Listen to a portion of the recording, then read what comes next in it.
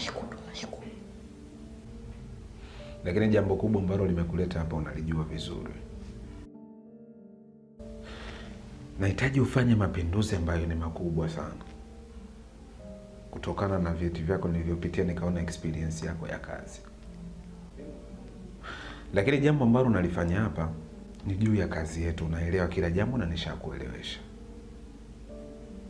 Nataka ufanye mapinduzi makubwa kiasi kwamba tumtafutie kijana huyu ambaye yuko Mochwari kwa sasa sababu ya yeye kutoka. Mimi nipende kutoa shukrani na nikutoe wasiwasi.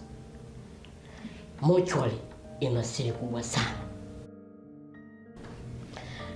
Ukiwa na akili utapata utajiri na mali nyingi sana, ila ukiwa mjinga utaishia kwenye maskini. Na moja kati ya sifa nilionayo na mbaya hicho ndicho kilichonipa sifa ya kufanya kazi katika Mochwari ya Mumbai. Nikaona uzoefu huu kwa nini utumie katika nchi za kigeni, nikauleta kwetu Tanzania.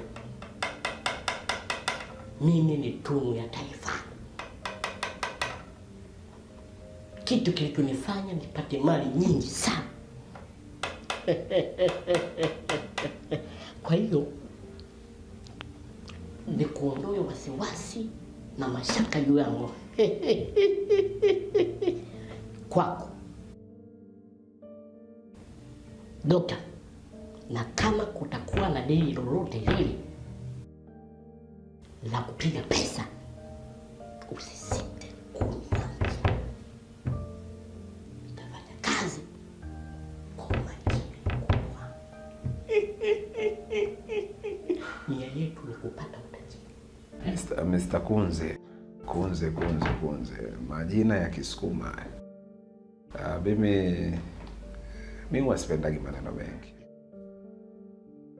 Zaidi napenda ufanye kazi. Wewe ni mtu mzima.